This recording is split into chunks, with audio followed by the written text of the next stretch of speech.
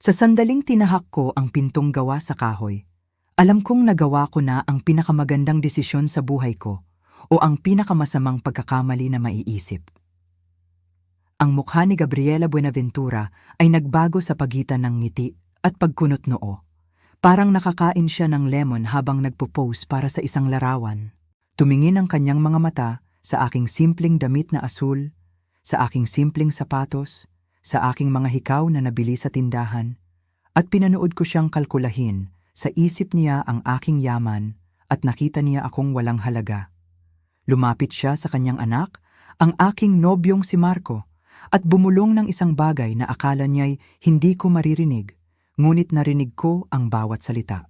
Sinabi niya na para akong katulong na pumasok sa maling pintuan. At doon ko nalaman na ang hapunan na ito ay magiging napaka-interesante. Ang pangalan ko ay Ella Garcia. Ako ay 32 taong gulang at may aaminin ako. Sa nakalipas na 14 na buwan, nagtago ako ng lihim sa lalaking dapat kong pakasalan. Hindi isang maliit na lihim tulad ng pagkain ng huling hiwa ng pizza at isisi sa aso. Hindi isang katamtamang lihim tulad ng katotohanang natutulog pa rin ako na may stuffed animal noong bata pa ako. Hindi, ang aking lihim ay kumikita ako ng 2,000 sa isang buwan. Bago ang buwis, mas malaki pa ito. Pagkatapos ng buwis, ito pa rin ang uri ng numero na nagpapagulat sa mga accountant at nagtatanong kung may pagkakamali. Ako ay isang senior software architect sa isa sa pinakamalaking kumpanya ng teknolohiya sa Pacific Northwest. Nagsusulat ako ng code mula noong ako ay 15 taong gulang. Ibinenta ko ang una kong app noong 22 taong gulang at patuloy akong umaakyat sa corporate ladder simula noon. Mayroon akong 3 patent. Nagsalita ako sa mga internasyonal na komperensya. Mayroon akong stock options na ikamumula ng iyong mga mata. At akala ni Marco, isa akong administrative assistant na hindi kayang bayaran ng kanyang upa. Hindi ko talaga siya niloko.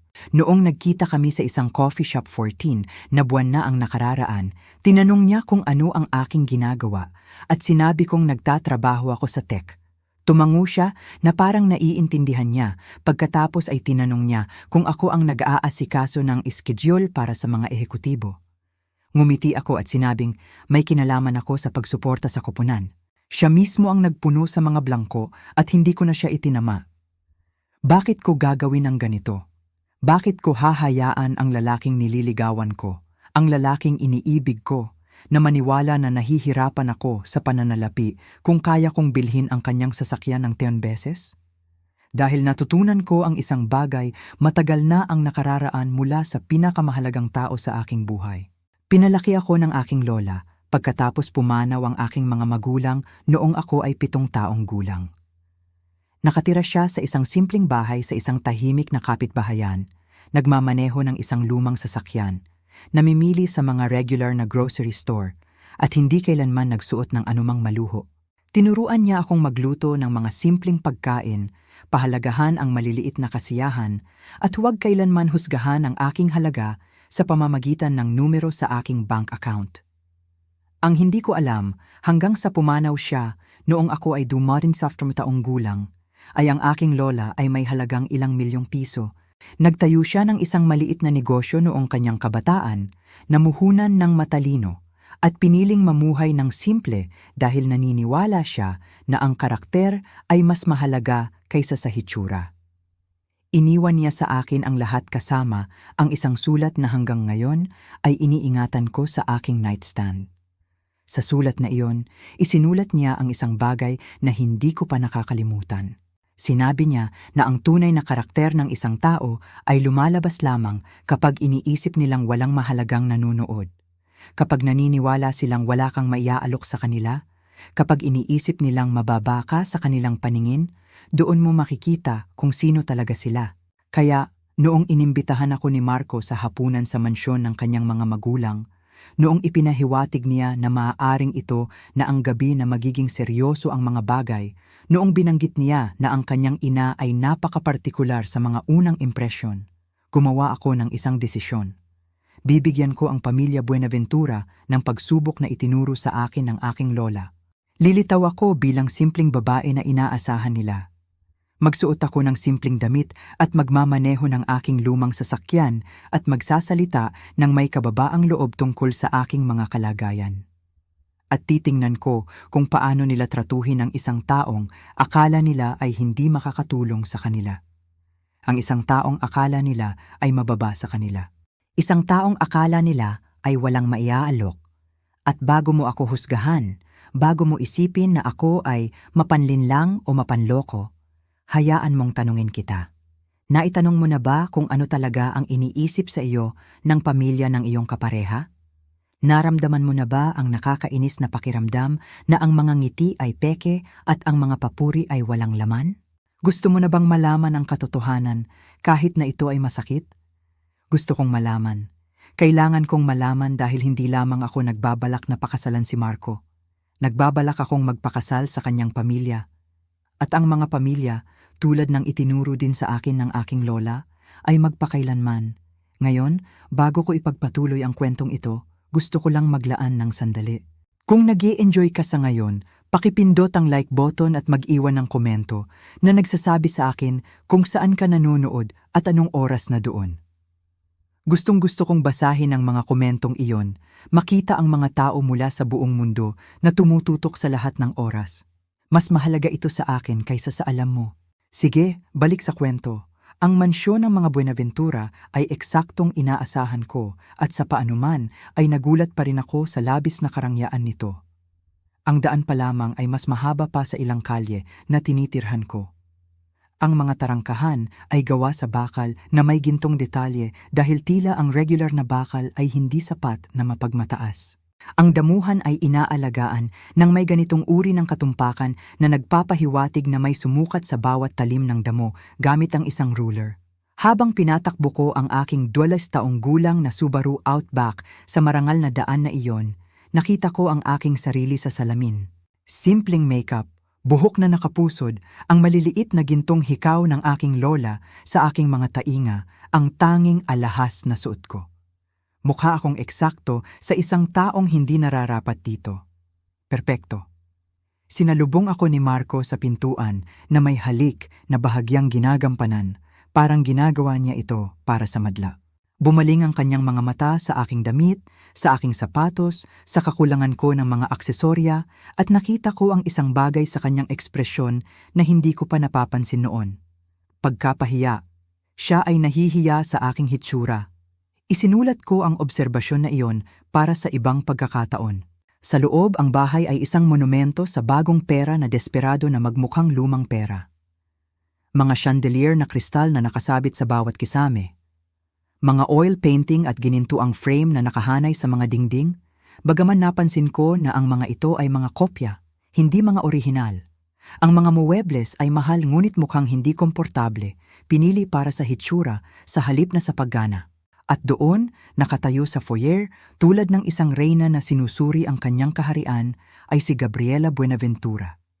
Siya ay nasa kanyang unang bahagi ng 60s na may uri ng mukha na malinaw na nakakita ng ilang mahuhusay na surgeon.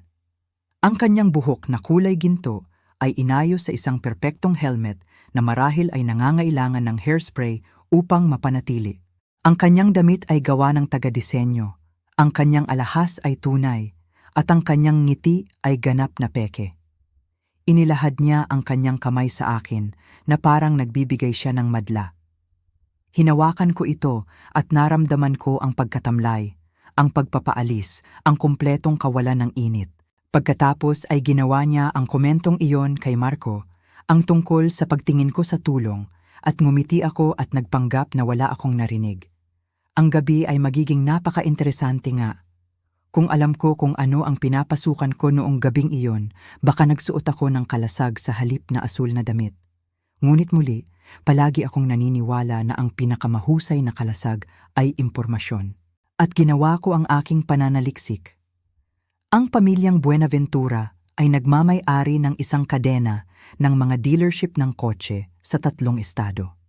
Hindi ang mararangyang tatak na nakikita mo sa mga pelikula, ngunit kagalang-galang na mid-range na mga sasakyan na nakakaakit sa mga regular na pamilya. Ang ama ni Marco, si Harold, ay minana ang negosyo mula sa kanyang sariling ama at ginugol ang huling 30 taon sa pagpapalawak nito. Nagpakasal si Gabriela sa pamilya sa edad na 23 at agad na nagsimulang umakyat sa hagdan ng lipunan na may determinasyon ng isang babaeng eksaktong alam kung ano ang gusto niya. Mayroon silang 2 anak. Si Marco, ang aking nobyo, ay turn to 40 taong gulang at nagtatrabaho bilang marketing manager sa isang kumpanya na walang kinalaman sa negosyo ng pamilya.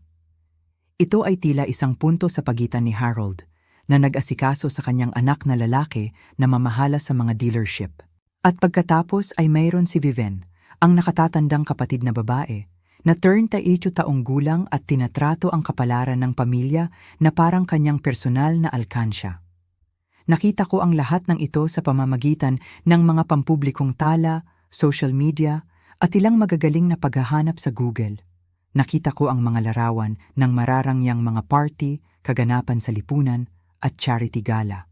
Nabasa ko ang mga artikulo tungkol sa pilantropiya ni Gabriela, bagaman ang isang mas malapit na pagtingin ay nagpakita na karamihan sa kanyang mga donasyon ay may makabuluhang benepisyo sa buwis at mga pagkakataon sa publisidad.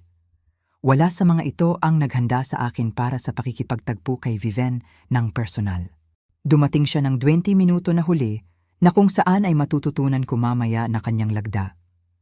Ang paggawa ng isang pagpasok ay mas mahalaga kaysa sa pagiging magalang sa oras ng ibang tao.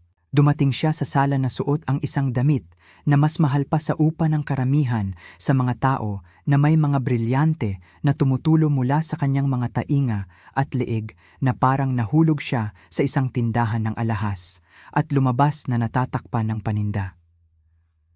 Ang kanyang pagbati sa akin ay isang salita lamang na inihatid ng may init ng isang frozen na isda.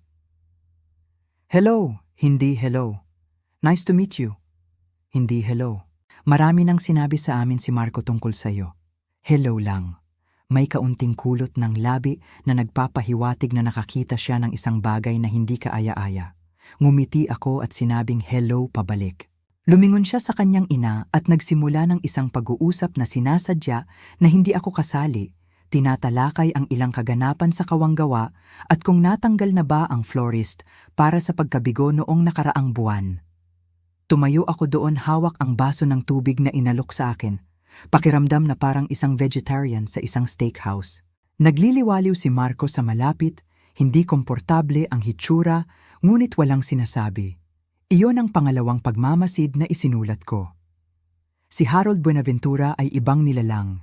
Siya ay isang malaking tao, ang uri na marahil ay naging atletiko noong kanyang kabataan. Ngunit sumuko na sa mga ginhawa ng kayamanan. Hinawakan niya ang aking kamay ng may kapit na dapat ay kahanga-hanga, ngunit pakiramdam lang ay pagod. Ang kanyang mga mata ay matalino, gayunpaman, at napansin ko siyang pinagmamasdan ako ng may isang bagay na maaaring pag-usisa.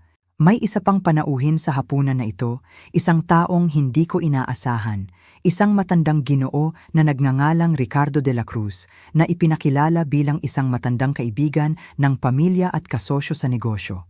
Siya ay nasa kanyang huling bahagi ng 60s na may pilak na buhok at matalas na mga mata na tila walang pinalalampas. Noong hinawakan niya ang aking kamay, nanatili ang kanyang tingin sa aking mukha na may pagkurap ng pagkilala na nagpalito sa akin. Kilala ko ba siya? Nagkita na ba kami noon? Hindi ko siya maalala at wala siyang sinabi. Ngunit sa buong gabi, mahuhuli ko siyang nakatitig sa akin na may parehong nalilitong ekspresyon. Pinangunahan kami ni Gabriela papunta sa silid kainan na pinalamutian na parang binigyan ng walang limitasyong budget at walang panlasa. Ang mesa ay mahaba sapat upang mag-host ng isang royal banquet.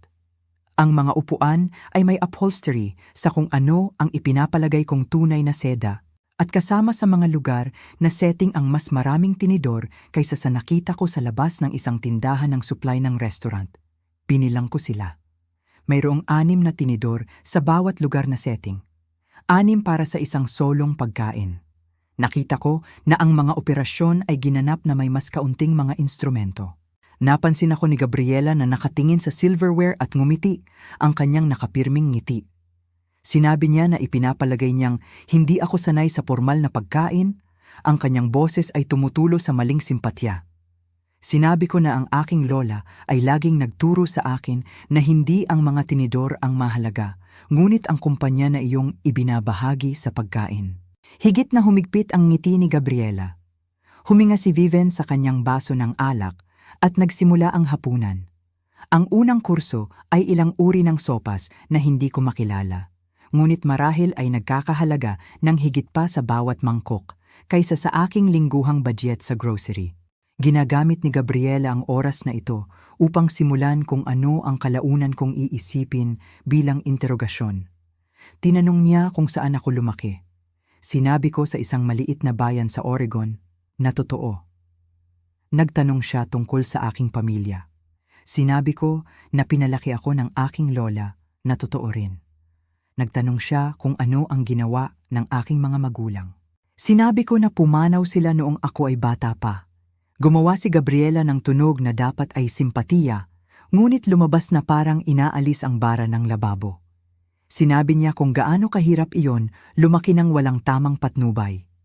Sinabi ko na ang aking lola ay nagbigay ng lahat ng patnubay na kailangan ko. Sumandal si Viven, ang kanyang mga brilyante ay nakakakuha ng ilaw mula sa chandelier sa itaas. Tinanong niya kung ano ang ginawa ng aking lola para sa pamumuhay. Sinabi ko na siya ay isang negosyante. Bahagyang tumaas ang kilay ni Viven. Nagtanong siya kung anong uri ng negosyo. Sinabi ko na maliliit na negosyo. Walang masyadong nakakakilig. Ang totoo, syempre, ay nagtayo ang aking lola ng isang kumpanya na kalaunan ay ibinenta niya sa halagang ilang milyong piso. Ngunit hindi iyon ang uri ng katotohanan na maglilingkod sa aking layunin ngayong gabi. Lumipat si Gabriela sa susunod na paksa. Nagtanong siya tungkol sa aking kasalukuyang trabaho. Sinabi ko na nagtatrabaho ako sa tech. Tinanong niya kung ako ay isang kalihim. Sinabi ko na mas maraming tungkulin akong sumusuporta. Tumango si Gabriela na alam na parang kinumpirma nito ang lahat ng nagawa na niyang desisyon tungkol sa akin. Sinabi niya na maganda na ang bawat koponan ay nangangailangan ng staff ng suporta. Lumipat si Marco sa kanyang upuan, ngunit hindi pa rin nagsasabi ng anuman. At doon nagpasya si Viven na banggitin si Alexandra. Alexandra. Ang pangalan ay bumagsak sa pag-uusap na parang isang bato sa tahimik na tubig na nagpapadala ng mga ripple sa mesa.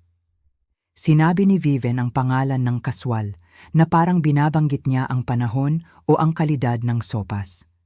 Sinabi niya na nakasalubong niya si Alexandra noong nakaraang linggo, na maayos na siya, na ang negosyo ng kanyang pamilya ay umuunlad. Pinanood ko ng mabuti ang mukha ni Marco. May kumurap doon, mabilis na natago. Kasalanan, nerbiyos, nawala ito bago ko matukoy. Kinuha ni Gabriela ang hilo sa sigasig ng isang taong naghintay sa pagkakataong ito. Sinabi niya na si Alexandra ay palaging napakaganda, napakahusay na nababagay sa pamumuhay ng kanilang pamilya. Siya ay kasintahan ni Marco sa loob ng 30 taon. Alam ko ba iyon? Sinabi ko na hindi. Ngumiti si Gabriela. Sinabi niya na sayang nang naghiwalay sila. Inaasahan ng lahat na magkasama sila. Ang pamilya ni Alexandra ay nagmamay-ari ng isang kumpanya ng pag-import na nakikitungo sa mga mararangyang sasakyan, na magiging perpektong tugma para sa mga dealership ng mga Buenaventura. Ang implikasyon ay malinaw. Si Alexandra ang tamang pagpipilian. Hindi ako. Tumingin ako sa paligid ng silid-kainan at napansin sa unang pagkakataon na may mga litrato sa dingding sa likod ko. Lumingon ako ng bahagya sa aking upuan at nakita ang isang gallery ng mga sandali ng pamilya, mga Pasko, mga kaarawan, mga pagtatapos. At sa hindi bababa sa 4 sa mga larawang iyon, isang magandang babae na may maitim na buhok ang nakatayo sa tabi ni Marco. Ang kanyang braso ay nakakabit sa kanyang, ang kanyang ngiti ay nagniningning. Alexandra.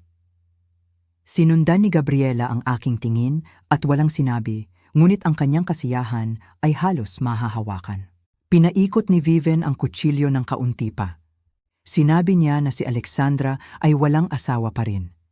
Sa totoo lang, isang sorpresa na walang sino man ang kumuha sa kanya. Halos parang naghihintay siya sa isang bagay o sa isang tao. Lumingon ako pabalik sa mesa at ngumiti. Sinabi ko na mukhang siya ay isang kahangahangang babae. Ito ay malinaw na hindi ang tugon na inaasahan ni Viven. Kumurap siya sandali na natanggal sa balanse. Nakabawi muna si Gabriela. Sinabi niya, oo, kahanga-hanga si Alexandra. At pagkatapos ay may kahusayan ng isang sledgehammer, idinagdag niya na inaasahan niyang hindi ako makaramdam ng labis na hindi sa lugar sa kanilang mundo na binigyan ng aking mas katamtamang background. Tinanong ko kung ano ang ibig niyang sabihin sa katamtaman. Lumaki ang ngiti ni Gabriela. Sinabi niya na naiintindihan niya na hindi lahat ay ipinanganak sa ilang mga kalamangan. Na ang ilang mga tao ay kailangang magtrabaho ng mga ordinaryong trabaho at mamuhay ng mga ordinaryong buhay na walang kahihiyan sa pagiging karaniwan. Karaniwan. Tinawag niya akong karaniwan. Naramdaman ko ang isang bagay na nagbago sa loob ko. Ngunit pinanatili ko ang aking ekspresyon na neutral.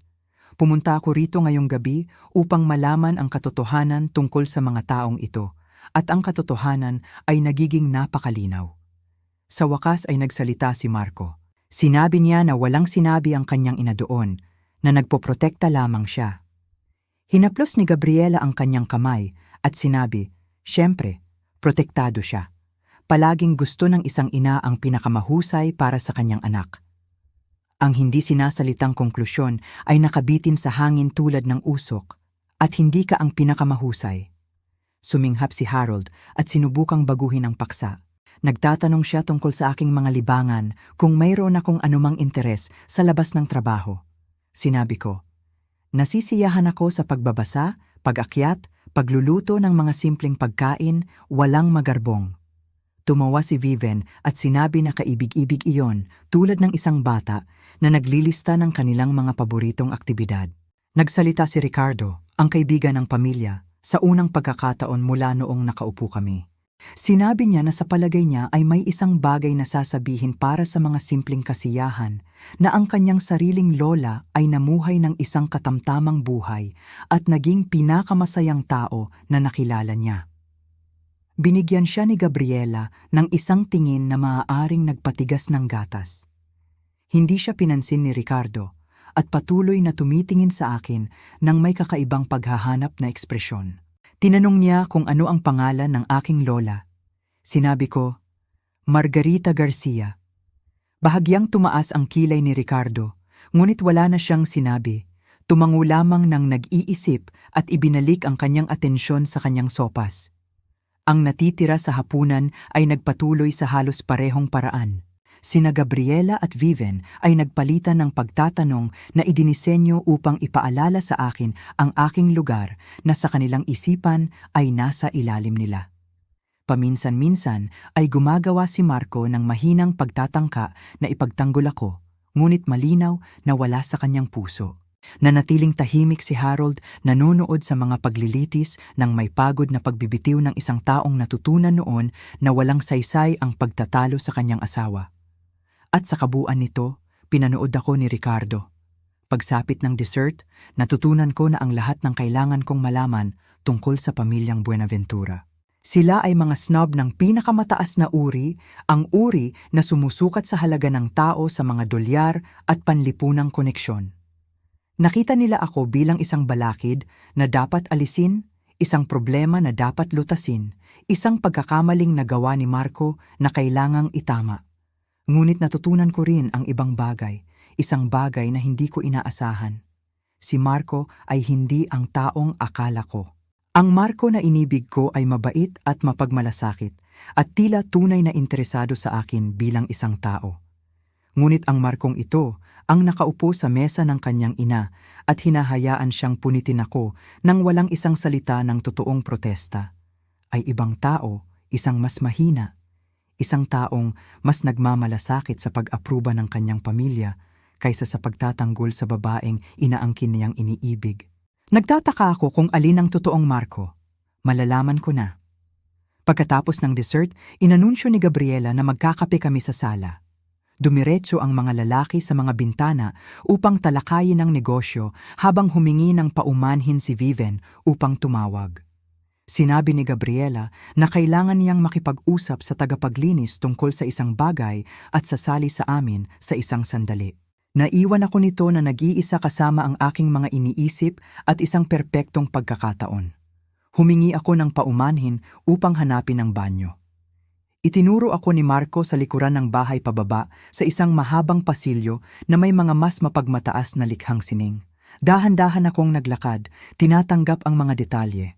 Ang bahay ay kahanga-hanga mula sa isang purong pananaw sa pananalapi, ngunit ito ay malamig, walang laman, tulad ng isang museo na walang talagang nakatira. Madaling mahanap ang banyo, ngunit hindi ko talaga ito hinahanap. Ang hinahanap ko ay impormasyon, pag-unawa, ilang palatandaan na makakatulong sa akin na maunawaan ang gabi. Nakahanap ako ng mas mahusay. Habang naglalakad ako sa isang bahagyang bukas na pinto, nakarinig ako ng mga boses. Ang boses ni Gabriela at ni Viven. Huminto ako. Sinabi sa akin ng bawat instinct na magpatuloy sa paglalakad upang igalang ang kanilang privacy na hindi makinig tulad ng isang karakter sa isang soap opera. Ngunit isang bagay sa tono ni Gabriela ang nagpangyari sa akin na huminto. Isang bagay na matalas, kagyat. Lumapit ako sa pinto, nanatili sa mga anino. Sinasabi ni Gabriela na kailangan nating harapin ang sitwasyong ito ng mabilis, na hindi dapat payagan si Marco na gawin ang pagkakamaling ito. Sumang-ayon si Viven. Sinabi niya na hindi siya makapaniwala na talagang dinala niya siya rito, na akala niya ito ay isang yugto lamang, tulad ng kanyang panahon ng vegetarian sa kolehiyo. Sinabi ni Gabriela na mas seryoso ito kaysa sa isang dieta. Ang babaeng ito ay maaaring sumira sa lahat. Naramdaman ko na mas mabilis ang tibok ng puso ko. Pinag-uusapan nila ako. Siyempre, pinag-uusapan nila ako. Ngunit kung ano ang sumunod, ay kung ano talaga ang nagpalamig sa aking dugo. Sinabi ni Viven na hindi maaaring maging mas masama ang oras. Sinabi niya na kailangan nila ang pagsasama sa pamilya Castellano na magpatuloy. At kailangang makasama ni Marco si Alexandra upang mangyari iyon. Castañano, iyon ang apelyido ni Alexandra, ang mga nag-import ng mararangyang sasakyan. Sumang-ayon si Gabriela. Sinabi niya na ang dealership ay may problema, na kailangan nila ang pakikipagtulungan sa Castellano upang mabuhay sa susunod na taon ng pananalapi. Naramdaman ko ang paglipat ng sahig sa ilalim ko. Ang mga dealership ng Buenaventura ay may problemang pinansyal. Naghinala ako ng isang bagay mula sa aking pananaliksik, ngunit kinumpirma nito. Nagpatuloy si Viven. Sinabi niya na dapat panatilihin ni Marco na interesado si Alexandra habang tinatrabaho nila ang mga detalye. Iyon ang plano. Mamumuhunan ang pamilya ni Alexandra sa mga dealership at bilang kapalit ay makakakuha sila ng access sa network ng pamamahagi ng Buenaventura. Sinabi ni Gabriela na siniguro niya kay Marco na pinapanatili niya ang kanyang mga pagpipilian kay Alexandra. Bukas ang mga opsyon. Habang nag-aalok siya sa akin, sumandal ako sa dingding, tumatakbo ang aking isip. Hindi lamang ito pagmamataas. Hindi lamang ito isang pamilya na hindi gusto ang kasintahan ng kanilang anak. Ito ay kinakalkula, madiskarte. Si Marco ay hindi lamang isang mahinang tao na hindi kayang tumayo sa kanyang ina. Ginagamit ako ni Marco. Ngunit para saan? Bakit ako panatilihin sa paligid kung si Alexandra ang palaging plano? Sinagot ni Viven ang aking hindi sinasalitang tanong. Sinabi niya na si Marco ay isang hangal. Tila talaga niyang gusto ang maliit na kalihim na ito, ang walang sino man. Dapat niya akong gamitin bilang isang placeholder hanggang sa ma-finalize ang deal kay Alexandra, ngunit nagiging attached siya. Isang placeholder. Iyon ako, isang placeholder, isang paggambala, isang taong magpapanatili kay Marco na sinasakop habang tinatrabaho ng pamilya ang kanilang mga kaayusan sa negosyo. Sinabi ni Gabriela na hahawakan nila ito. Sinabi niya na gagawa sila ng anunsyo ng pakikipag-ugnayan ngayong gabi, papangalanan sa publiko si Marco sa batang babae na ito, at pagkatapos ay makakahanap ng isang paraan upang paghiwalayin sila bago ang kasal. Sa sandaling nakuha na nila si Alexandra, matutuklasan nila ang ilang kakilakilabot na lihim tungkol sa akin na magbibigay katwiran sa pagwawakas ng pakikipag-ugnayan. Nagtanong si Viven, anong kakilakilabot na lihim? Sinabi ni Gabriela na lilikha sila ng isa kung kinakailangan. Nakatayo ako sa pasilyo na iyon na nagyelo, nakikinig sa dalawang babae na nagpaplano ng pagkawasak ng aking relasyon, na parang nagpaplano sila ng isang hapunan. At pagkatapos ay sinabi ni Viven ang isang bagay na lalo pang nagpalala sa lahat. Sinabi niya na hindi bababa sa ang batang babae ay napakatanga upang maghinala ng anuman na mahusay ang napili ni Marco sa bagay na iyon. Siya ay walang muwang, mapagkakatiwalaan, marahil nagpapasalamat lamang na may isang tulad ni Marco na napansin siya. Tumawa si Gabriela at sumang-ayon. Umalis ako sa pinto, lumipat ng tahimik sa pasilyo. Nanginginig ang aking mga kamay, ngunit hindi sa sakit, sa galit. Akala nila ay tanga ako. Akala nila ay walang muwang ako. Akala nila ay desperado ako sa pag-ibig na tatanggapin ko ang anumang mga mumo na itinapon nila sa aking paraan. Wala silang ideya kung sino ang kanilang kinakaharap. Nakita ko ang banyo, nagwisik ng ilang malamig na tubig sa aking mukha at tumingin sa aking sarili sa salamin. Ang babaeng nakatingin sa akin ay hindi nasira. Hindi siya nawasak. Nag-iisip siya. Naparito ako ngayong gabi upang subukan ang pamilya ni Marco at nabigo sila ng kamangha-mangha.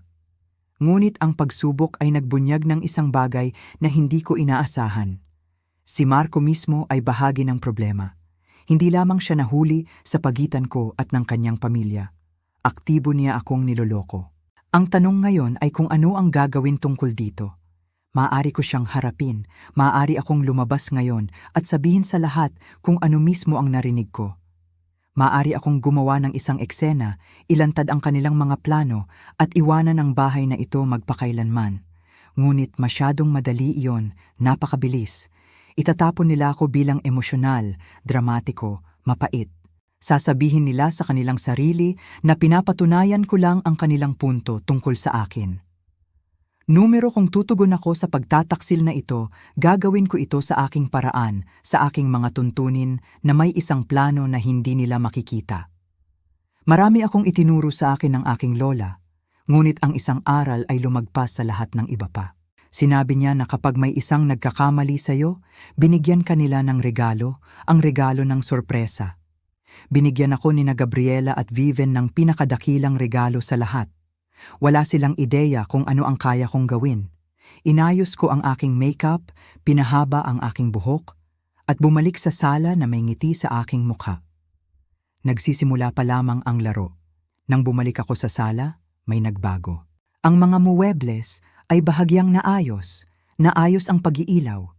Nakatayo si Gabriela sa tabi ng fireplace na may pag-asa na bahagyang nakatago. Naitayo si Harold malapit sa pintuan, mukhang hindi komportable. Nagkukunwari si Viven na sinusuri ang isang painting, ngunit nahuli ko siyang tumitingin kay Marco ng may ngiti at nakatayo si Marco sa gitna ng silid, mukhang kinakabahan. Masyadong kinakabahan. Lumingon siya nang pumasok ako at ang kanyang mukha ay sumira sa kung ano ang dapat ay isang mapagmahal na ngiti. Lumakad siya patungo sa akin, hinawakan ang aking mga kamay sa kanya at sinabi na gusto niya akong tanungin ng isang bagay. Naramdaman ko ang bitag na nagsasara sa paligid ko.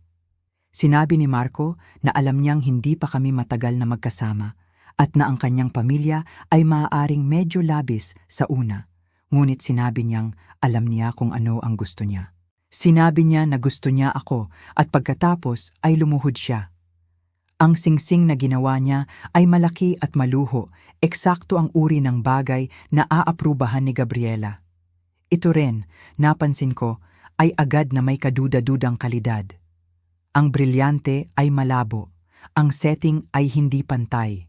Ito ang uri ng singsing na mukhang kahanga-hanga sa dim lighting, ngunit ibubunyag ang mga depekto nito sa malupit na ilaw ng araw, katulad ng lalaking may hawak nito. Hiniling ako ni Marco, napakasalan siya. Sa likuran niya, nagningning si Gabriela. Ito ay malinaw na ang plano, ang unang hakbang sa kanilang diskarte. Ipagawa si Marco sa publiko sa akin. Pagkatapos ay humanap ng paraan upang itapon ako sa kalaunan.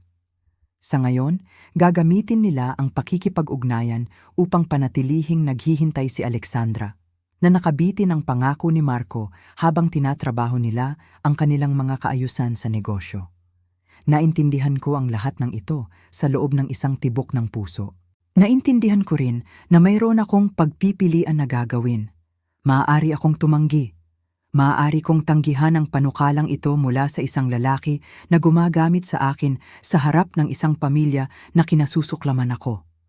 Maaari akong lumakad ng buo ang aking dignidad at hindi na muling makita ang sinuman sa kanila. Ngunit tatapusin nito ang kwento ng maaga. Inisip ko ang narinig ko sa pasilyo. Inisip ko ang kanilang mga plano na lumikha ng ilang iskandalo tungkol sa akin. Naisip ko kung paano nila ako nakita bilang tanga, walang muwang, matatapon. At naisip ko kung gaano kasiya siya na ipakita sa kanila kung gaano sila nagkakamali. Kaya sinabi ko oo. Isinuot sa akin ni Marco ang singsing at nagsimulang pumalakpak si Gabriela na parang nasa isang pagtatanghal sa teatro siya. Ibinigay ni Viven ang kanyang mga pagbati nang may init ng isang Enero ng umaga sa Alaska. Hinakawan ni Harold ang kamay ni Marco at sinabihan siya na mahusay siyang gumawa. Nakuha ni Ricardo ang aking mata mula sa buong silid. May isang bagay sa kanyang ekspresyon, isang bagay na nakakaalam, na parang naghihinala siya na ang kwentong ito ay may ilang mga karagdagang kabanata na pupuntahan. Ngumiti ako sa kanya at ngumiti siya pabalik. Ang natitirang gabi ay lumipas sa isang mabilis na paglalakbay ng champagne at maling pagbati. Pinag-usapan ni Gabriela ang pagpaplano ng engagement party. Tinalakay ni Viven ang mga lugar. Binanggit ni Harold ang mga pagkakataon sa negosyo na maaaring lumitaw mula sa unyon ng aming mga pamilya. Bagaman natisod siya rito, malinaw na hindi sigurado kung ano ang maaaring dalhin ng aking pamilya sa mesa. Nanatili si Marco malapit sa akin na gumaganap ng papel ng deboto na nobyo nang may nakakagulat na paniniwala. Kung hindi ko narinig kung ano ang sinabi ng kanyang ina at kapatid na babae, maaaring naniwala ako rito. Ngunit narinig ko na at hindi ko makakalimutan. Nang matapos ang gabi, sinamahan ako ni Marco sa aking sasakyan. Ang hangin ng gabi ay malamig at malinaw. At sandali, nakatayo lang kami doon sa daanan na nagtutulungan. Tinanong niya kung okay lang ako. Sinabi niya na alam niya na ang kanyang pamilya ay maaaring marami, ngunit nangako siya na magiging mainit sila sa akin sa kalaunan. Sinabi ko na naintindihan ko. Sinabi ko na pagod na ako. Hinalikan niya ako ng magandang gabi at umalis ako sa mansyon ng Buenaventura na may singsing niya sa aking daliri at isang plano na nabubuo sa aking isipan. Sa susunod na umaga, sinimulan ko ang aking pananaliksik. Kung mayroong isang bagay na itinuro sa akin ng aking trabaho, ito ang kapangyarihan ng impormasyon, data, dokumentasyon. Ginugugol ko ang aking mga araw sa pagsusuri ng mga sistem, paghahanap ng mga kahinaan, pag-optimize ng mga solusyon. Gagamitin ko ang parehong mga kasanayang iyon sa pamilyang Buenaventura.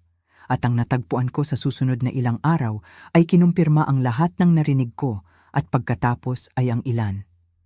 Ang mga dealership ng Buenaventura ay talagang may problemang pinansyal. Hindi lamang isang magaspang na patch, ngunit seryosong istrukturang problema. Lumawak sila ng napakabilis sa mga taon ng boom, kumuha ng labis na utang, at ngayon ang mga singil ay darating na. Ang kanilang pangunahing kasunduan sa franchise ay para sa pag-renew, at ang tagagawa ay tumitingin sa iba pang mga pagpipilian. Ang pakikipagsosyo sa pamilya ni Alexandra ay hindi lamang madiskarte, ito ay desperado. Ngunit hindi lang iyon. Habang naghuhukay ako ng mas malalim, nakahanap ako ng ibang bagay. Isang bagay na marahil iniisip ng mga Buenaventura ay nakatago magpakailanman. Si Viven ay nangungurakot mula sa negosyo ng pamilya.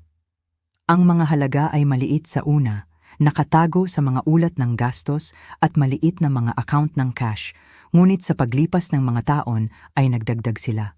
Daan-daang libong piso ang na-siphoned upang punduhan ang kanyang pamumuhay habang nagpupumilit ang kumpanya. Inimprenta ko ang lahat ng nahanap ko. Mga legal na dokumento, pahayag sa pananalapi, mga talaan ng kahina-hinalang transaksyon. At pagkatapos ay nagsimula akong tumawag. Ang pangalan ng aking lola ay may timbang pa rin sa ilang mga lupon. Ang mga kontak sa negosyo na itinanim niya sa mga dekada ay naalala ang pamilya Garcia ng may paggalang.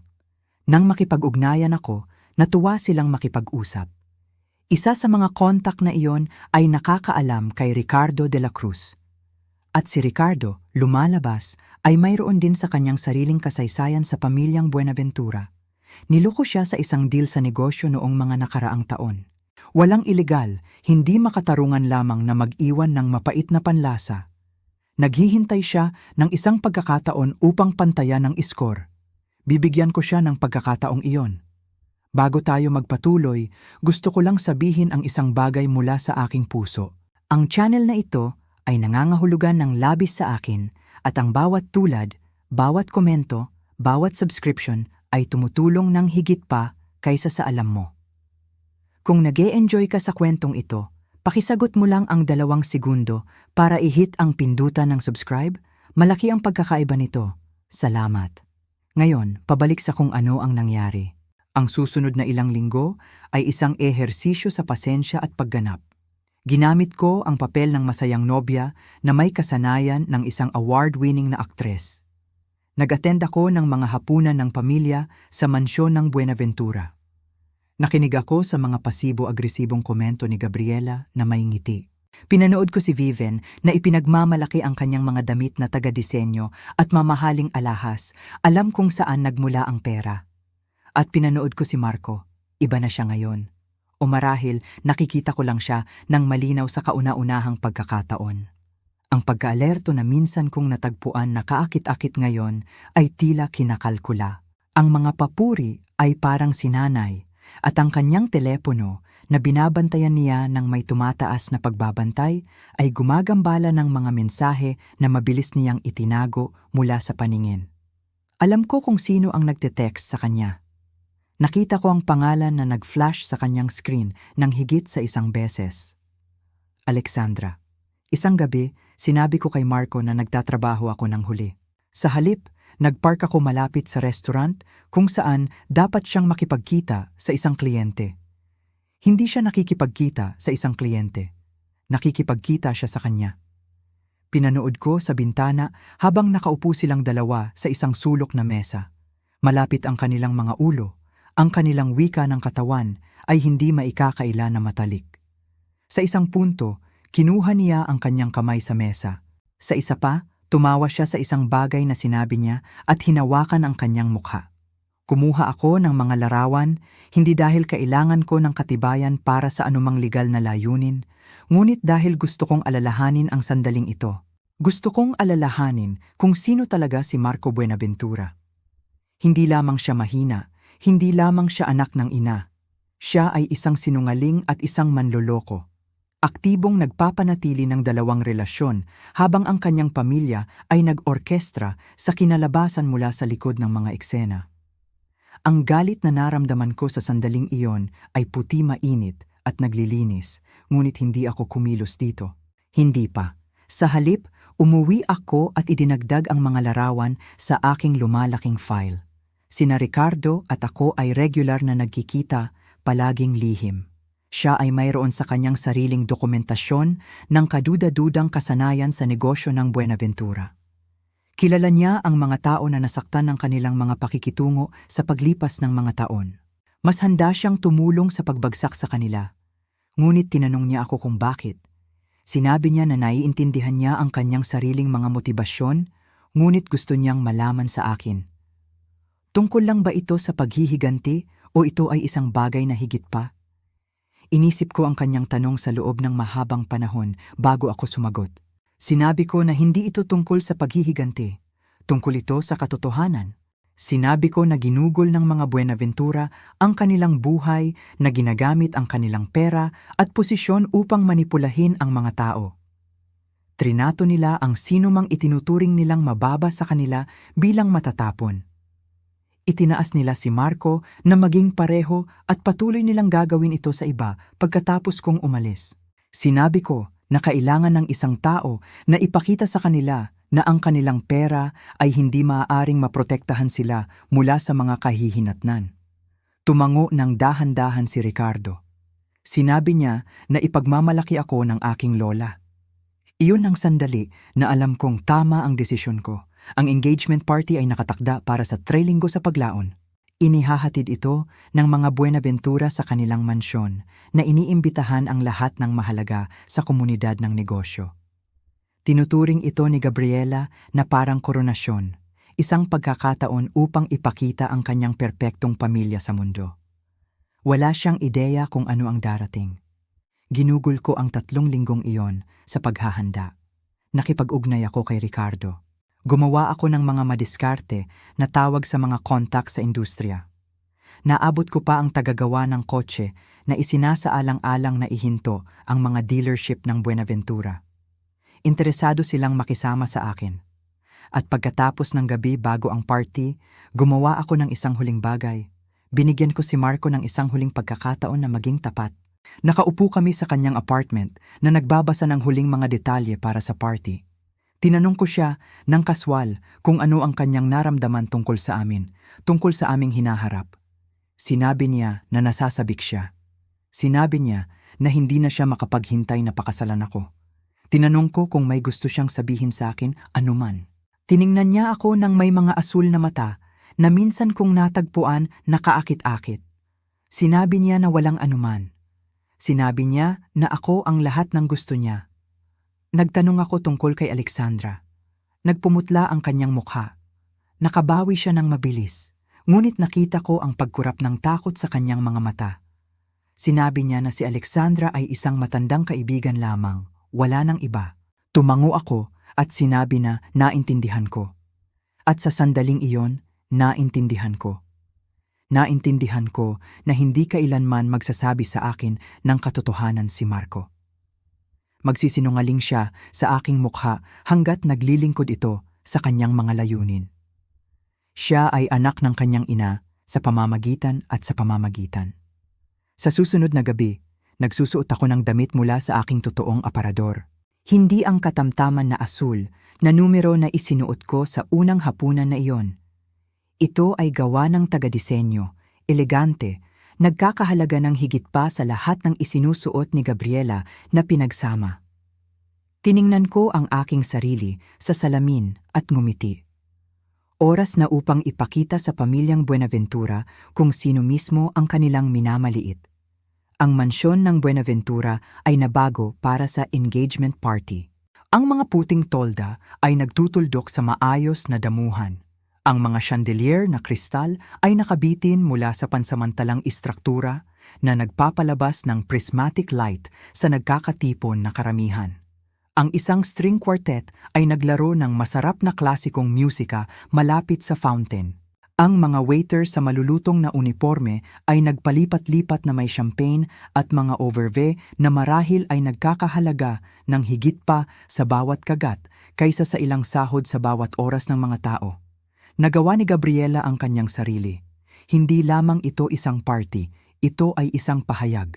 Huminto ako sa aking karaniwang Subaru. Pinapanood ang mga ekspresyon ng valet habang sinubukan nilang pagkasunduin ang aking katamtamang sasakyan sa parada ng mga Mercedes at BMW na nauna sa akin. Isa sa kanila ang talagang nagtanong kung kasama ako sa kumpanya ng catering. Ngumiti ako at iniabot sa kanya ang aking mga susi. Ang paglalakad mula sa paradahan hanggang sa pangunahing tolda ay parang isang runway. Sa bawat hakbang, tinanggal ko ang persona na isinusuot ko sa nakalipas na 3 linggo. Ang kinakabahang kasintahan, ang nagpapasalamat na nobya, ang simpleng babae na dapat magpasalamat sa matigas na pagtanggap ni Gabriela Buenaventura. Ngayong gabi, ako si Ella Garcia, ang totoo. Ang aking damit ay isang malalim na esmeraldang berde, pasadyang nilagyan ng isang taga-disenyo na ang pangalan ay ibinubulong sa mga bilog ng fashion ng may paggalang. Ang aking alahas ay hindi malinaw, ngunit hindi maikakaila sa sinumang nakakaalam ng kalidad. Ang pendant ng brilyante ng aking lola ay nakabitin sa aking lalamunan, isang piraso na na-appraise sa higit pa sa gastos ng karamihan sa mga kotse. Ang aking relo ay isang limitadong edisyon na 50 na tao lamang sa mundo ang nagmamay-ari. Ginugol ko ang nakalipas na 14 na buwan na itinago kung sino ako. Ngayong gabi, titigil ako sa pagtatago. Ang unang taong nakapansin sa akin ay isang babaeng hindi ko nakilala. Asawa o kasintahan ng isang tao na nakatayo malapit sa pasukan sa pangunahing tolda. Tumingin siya sa akin, gumawa ng dobleng take at pagkatapos ay bumulong ng isang bagay sa kanyang kasama. Silang dalawa ay nakatingin. Nagpatuloy ako sa paglalakad. Ang pangalawang taong nakapansin ay si Harold Buenaventura. Binabati niya ang mga bisita malapit sa bar na ginagawa ang kanyang tungkulin bilang host na may pagod na sigasig ng isang tao na mas gugustuhin na manood ng golf. Nang makita niya ako, natigil ang kanyang pagbati. Ang kanyang mga mata ay naglakbay mula sa aking mukha hanggang sa aking damit, hanggang sa aking alahas at pabalik muli, at pinanood ko ang kalituhan na pumalit sa kanyang sinanay na pagkamagiliw. Sinabi ko ang magandang gabi at nagpasalamat sa kanya sa pag-ho-host ng napakagandang party. Nag-Istanbul siya tungkol sa pagiging natutuwa na magagawa ko ito. Ang kanyang mga mata ay nagtatanong pa rin upang malutas ang puzzle na ipinakita ko. Nagpatuloy ako bago siya magtanong.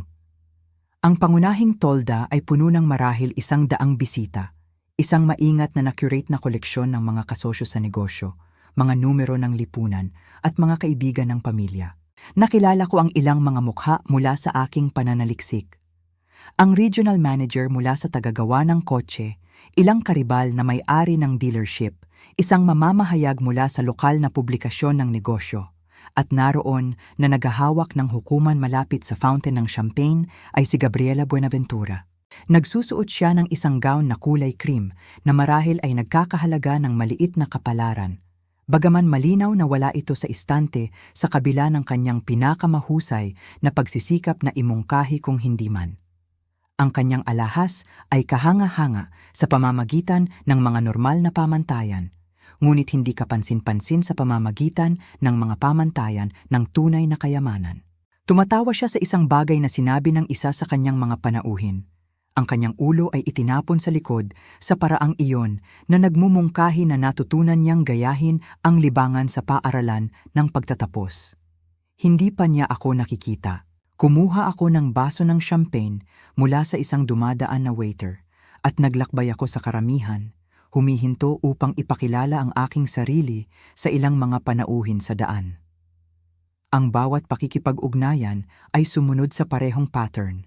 Kalituhan sa aking hitsura, sorpresa nang banggitin ko na ako ay nobya ni Marco, panibagong kalituhan ng ang aking damit, ang aking alahas, ang aking pamamaraan ay hindi tumugma sa anumang sinabi sa kanila tungkol sa akin.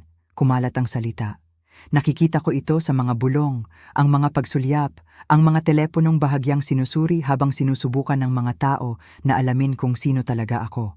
Mabuti. Sa wakas ay naabot ko ang bilog ni Gabriela nang natapos na siya sa isang kwento tungkol sa kanyang kamakailang gawain sa kawanggawa. Lumingon siya upang batiin ang bagong dating sa kanyang pamantayang nakapirming ngiti. At pagkatapos ay sumailalim ang kanyang mukha sa isang kahangahangang pagbabago. Una kalituhan, pagkatapos ay pagkilala, pagkatapos ay hindi paniniwala, pagkatapos ay isang bagay na maaaring takot.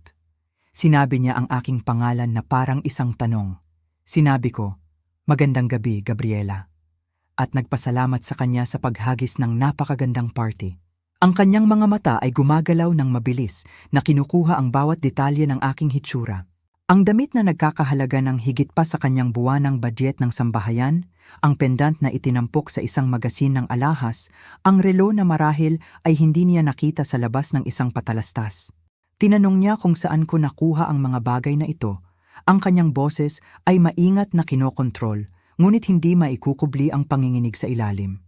Sinabi ko na ilang piraso lang ito na iniipon ko para sa isang espesyal na okasyon. Lumitaw si Viven sa tabi ng kanyang ina, na tinawag ng ilang di nakikitang senyales ng pagkabalisa. Tiningnan niya ako at ang kanyang ekspresyon ay dumaan sa parehong paglalakbay na ginawa ni Gabriela. Kalituhan, pagkilala, hindi paniniwala. Ngunit nakabawi ng mas mabilis si Viven. Sinabi niya na interesante ang damit, ang kanyang boses ay tumutulo sa maling tamis. Nagtanong siya kung ito ay isang upa. Sinabi ko sa kanya ang pangalan ng taga-disenyo. Sinabi ko sa kanya na siya ay isang kaibigan na ginawa ito lalo na para sa akin. Ang pangalan ng taga-disenyo ay tinamaan si Viven tulad ng isang pisikal na suntok.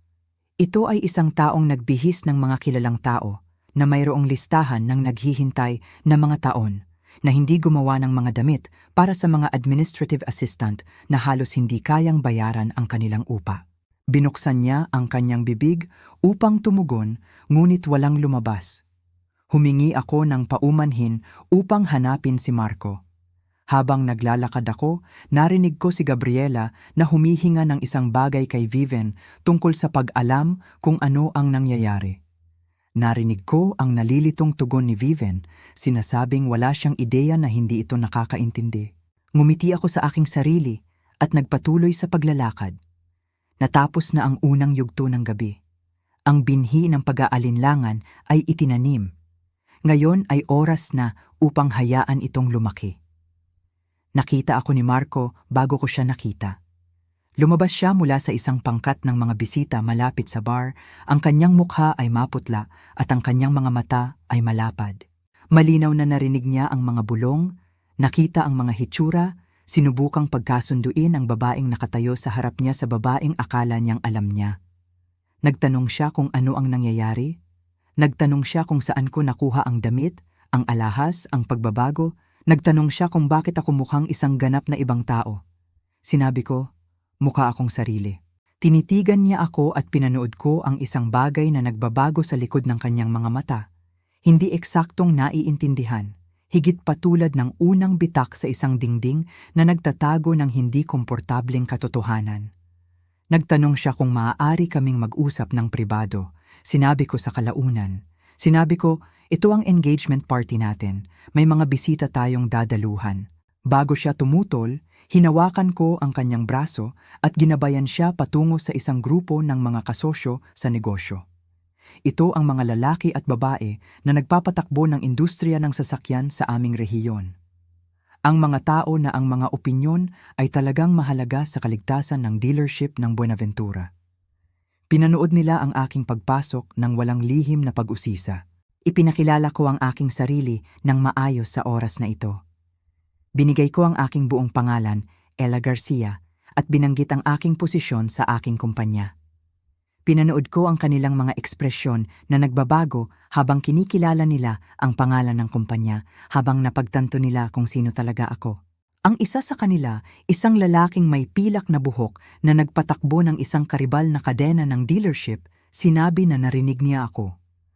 Sinabi niya na ang kanyang pamangkin ay nagtrabaho sa tech at binanggit ang aking pangalan na may kaugnayan sa ilang mga makabagong solusyon sa software. Sinabi ko na napakabait niya.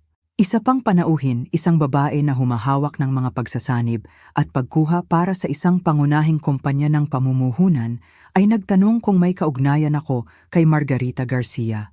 Sinabi ko na siya ang aking lola. Tumaas ang kilay ng babae. Sinabi niya na ang aking lola ay isang kahanga-hangang negosyante. Sinabi niya, ang pangalan ng Garcia ay may timbang pa rin sa ilang mga lupon sa pananalapi. Naramdaman ko ang pagigting ni Marco sa tabi ko. Wala siyang ideya kung ano ang kahulugan ng lahat ng ito. Hindi niya kailanman tinanong tungkol sa aking pamilya sa kabila ng pinakapangunahing mga tanong. Ipinapalagay niya na ang mahirap ay nangangahulugang hindi mahalaga at hindi siya nag-abala na tumingin ng mas malalim. Ang kanyang pagkakamali. Nagpatuloy ang gabi at sa bawat pag-uusap ang katotohanan ay kumalat pa. Nag-uusap ang mga tao, sinuri ang kanilang mga telepono, nakinumpirma ang mga detalye. Ang salaysay ay nagbabago sa ilalim ng mga paa ng Buenaventura at hindi nila alam kung paano ito hihinto. Dumating si Ricardo mga isang oras sa party.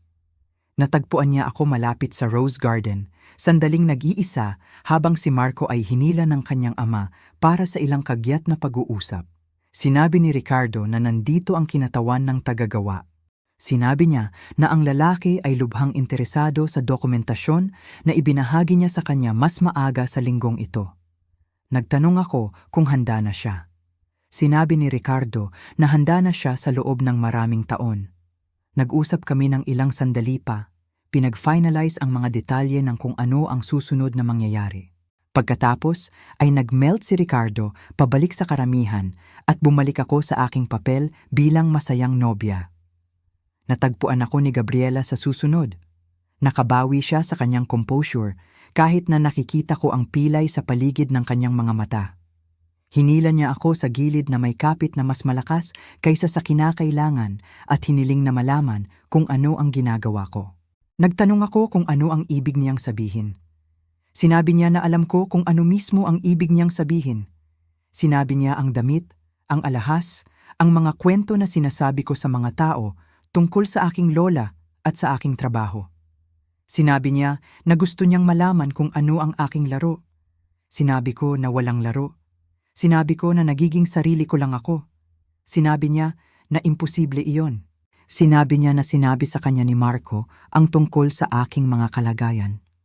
Sinabi niya na ako ay isang kalihim na nakatira sa isang studio apartment at nagmamaneho ng kotse na dapat sa junkyard. Sinabi ko na gumawa si Marco ng ilang pagpapalagay. Sinabi ko na hindi ko talaga sinabi sa kanya ang mga bagay na iyon. Naging tahimik ang mukha ni Gabriela. Sinabi ko na nagtatrabaho ako sa tech na totoo. Sinabi ko na meron akong tungkulin sa suporta na totoo rin dahil sinusuportahan ng mga arkitekto ang mga koponan sa pag-unlad. Sinabi ko na hindi ko kailanman sinabing mahirap ako. Sinabi ko na hindi ko kailanman itinama ang kanilang mga pagpapalagay. Tinanong niya kung bakit.